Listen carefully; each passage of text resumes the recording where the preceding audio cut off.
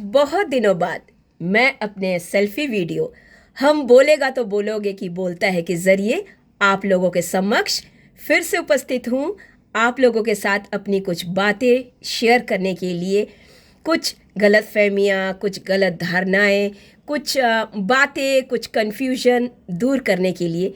कभी कभी सोचती हूँ कि ना करूँ, लेकिन कभी कभी लगता है कि कर दूँ, नहीं तो बहुत सारी उलझनें आगे जाके बढ़ सकती है, जिनका खुलासा होना कभी कभी बहुत ज़रूरी होता है।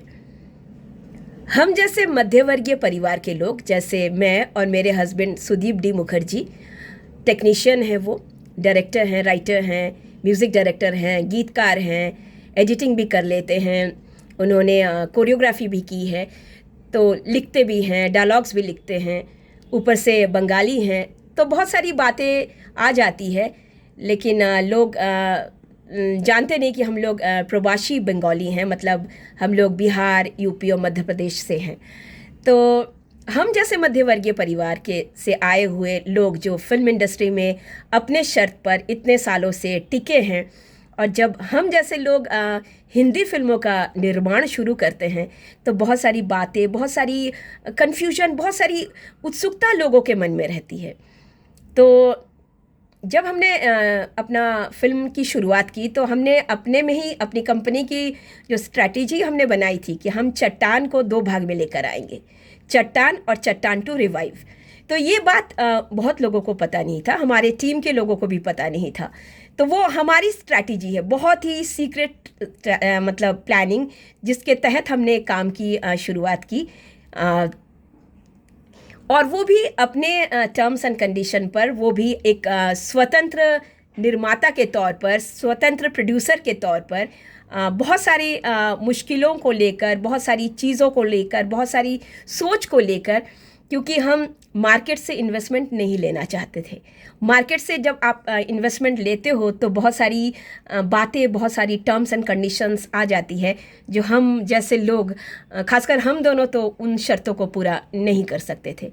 तो मेरे पापा ने अपना बहुत ही अच्छा सा बड़ा सा घर बेचा, उस पैसे से उन्होंने छोटा सा घर लिया जो निहायत ही छोटा है, लेकिन और बाकी पैसे उन्होंने हमें सौंप दिए, ये कहकर कि इससे अपने काम की शुरुआत करो।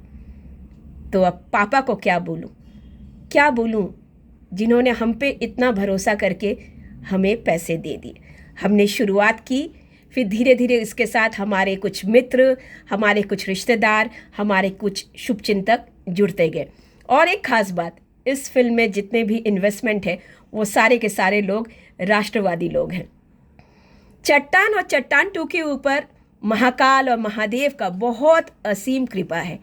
उन्होंने हमें ये फिल्म निर्माण के क्षेत्र में उतरने का, एक होता है ना, भगवान ही आपके मन में सोच को देते हैं कि कब तक इसी तरह ज़िंदगी जीते रहोगे, कुछ खुद का अपना करो, जिससे अपने साथ साथ आप और भी लोगों का भला कर सको। तो उस सोच को लेते हुए हमने, उनकी आज्ञा का पालन करते हुए सोच सकते हैं, हमने फिल्म का काम शुरू किया।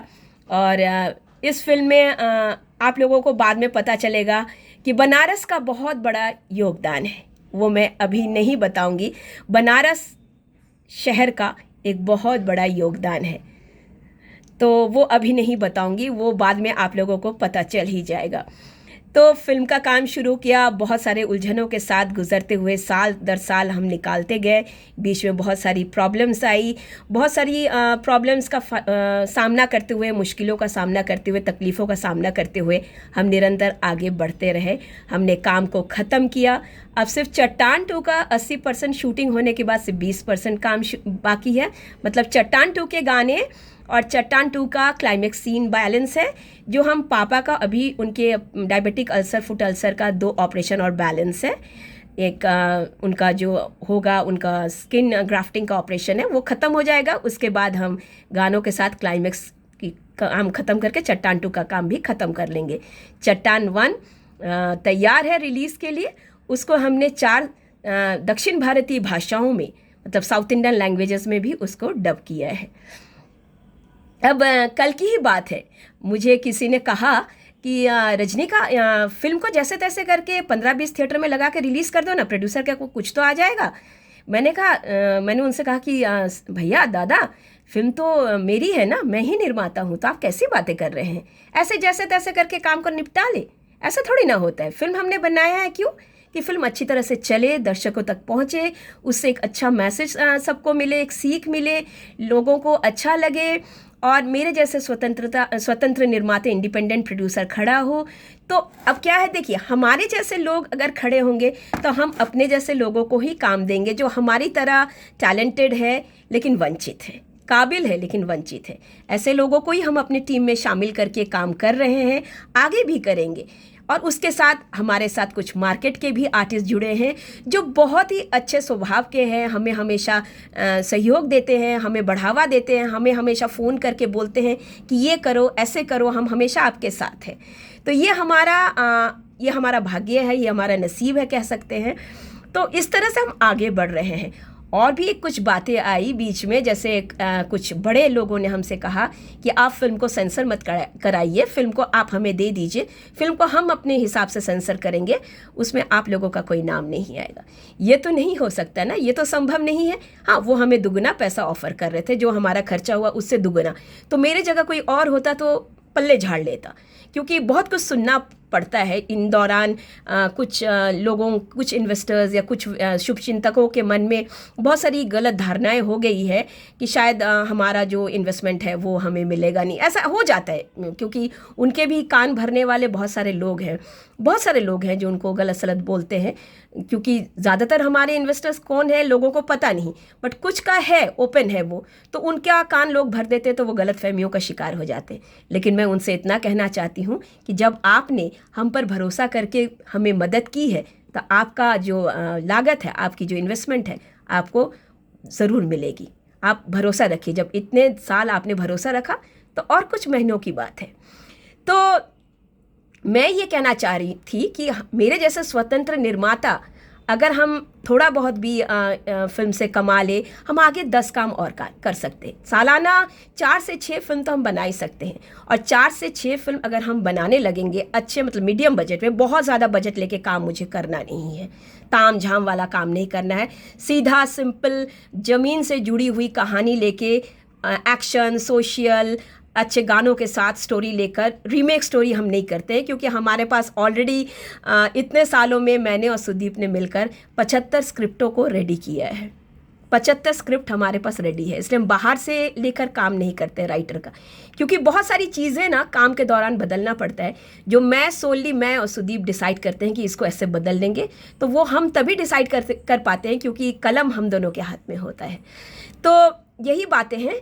तो कुछ मतलब बहुत सारी, तो क्या मैं ये बोल रही थी कि अगर मेरे जैसे स्वतंत्र निर्मात्री खड़ी हो जाती है तो मैं समझ लीजिए कितने लोगों को काम दे पाऊंगी। इनडायरेक्टली, डायरेक्टली 500 लोग मेरे साथ जुड़ जाएंगे। मतलब मैं अपने साथ साथ, मैं जो कमाऊंगी मेरे साथ साथ इतने लोग कमाएंगे। तो ऊपर वाले ने मुझे सौभाग्य दिया है कि छोटे तौर पे ही सही मैं लोगों को रोज़गार दे पाऊंगी, रोज़गार दे पा रही हूँ। भले ही इस वक्त आप सबको लग रहा है कि मैं बहुत बड़ी बड़ी बात कर रही हूँ, लेकिन ये वक्त बताएगा कि मेरी जो स्ट्रैटेजी है वो क्या है, हमारी जो कंपनी की स्ट्रैटेजी क्या है।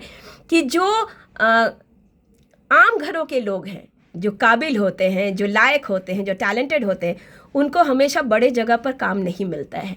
उनको वहाँ से धुतकार दिया जाता है, या उनकी स्ट्रगल वहाँ पे कोई मायने नहीं रखती, क्योंकि वह ऑलरेडी बड़े बड़े घराने के लोग एस्टैब्लिश्ड हैं। 2020 के हादसे के बाद आप लोगों को बहुत सारी बातों का भी पता चल ही गया है फिल्म इंडस्ट्री के बारे में, और अभी आप लोग खुद कॉन्शियस हो गए हैं हर बातों को लेकर, जो उस वक्त, उसके पहले जब मैं बताया करती थी कि ऐसे यहाँ ये होता है, ऐसा होता है, वैसा होता है, तब लोग मुझसे ये बोलते थे कि इतने सालों में आपने कुछ हासिल तो किया नहीं, कुछ उखाड़ा तो नहीं है फिल्म इंडस्ट्री में। उखाड़ा शब्द इस्तेमाल करते थे। तो इसलिए आप जलन के मारे फिल्म इंडस्ट्री को बदनाम करती है, या ऐसा बोलती है कि यहाँ ऐसा होता है, वैसा होता है, इसलिए आप नहीं कर पाई। तो अभी लोगों को पता चल गया। चलिए, वो भी ऊपर वाले की असीम कृपा है कि लोगों को सच्चाई का पता चल गया और लोग इतना ज़्यादा कॉन्शियस हो गए हैं कि लोग अभी बहुत कुछ डिसाइड करने लग गए हैं। तो ये हमारे जैसे लोगों के लिए बहुत अच्छी बात हो गई है। तो अभी बहुत सारी बातें हैं, बहुत सारी स्ट्रैटेजीज़ हैं जो हम ओपनली डिस्कस नहीं कर सकते हैं। जैसे चट्टान 2 और चट्टान के साथ साथ हमारी फिल्म जिघांसा का काम चल रहा है। अब बहुत लोग पूछते हैं कि जिघांसा है या जिज्ञासा है। जिज्ञासा नहीं है, जिघांसा है। जिघांसा मतलब एक मारने की तीव्र इच्छा, मारने की तीव्र इच्छा, डिज़ायर टू किल। जिघांसा संस्कृत का शब्द है, शुद्ध हिंदी है। तो बहुत लोग सोचते हैं जिघांसा है या जिज्ञासा है, और ज़्यादातर हमारी जो फिल्में हैं उस नाम से पहले फिल्म आई नहीं।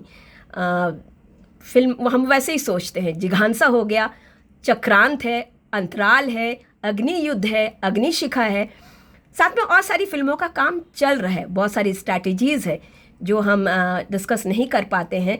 तो लोगों को लगता है पता नहीं ये लोग क्या करते रहते हैं, हमेशा जब भी देखो फेसबुक पे डिज़ाइंस डालते रहते हैं ऐसे ही पार्टी पकड़ने के लिए। जी नहीं, हमें पार्टी पकड़ने की ज़रूरत नहीं है, हमारे पास ऑलरेडी पार्टीज़ हैं।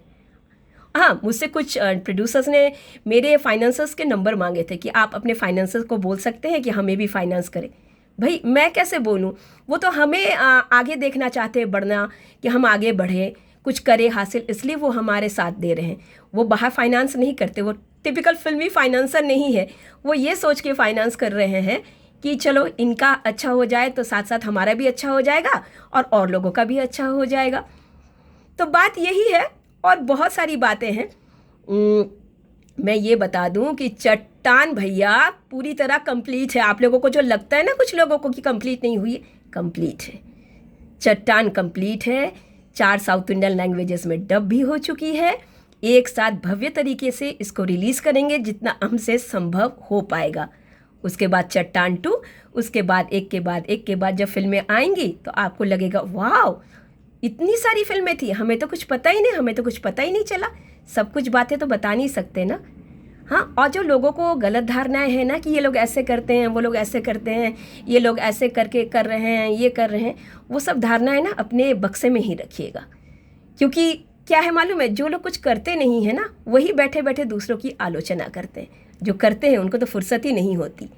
कहा जाता है कि जो बड़े लोग होते हैं ना वो दूसरों की उन्नति से जलते नहीं हैं, जलते वही है जो कुछ खुद नहीं कर पाते हैं। अच्छा दोस्तों, आप सबका भला हो, अपने परिवार का ख्याल रखिएगा, आस पड़ोस का ख्याल रखिएगा, समाज और देश की भलाई का ख्याल रखिएगा। जय श्री राम।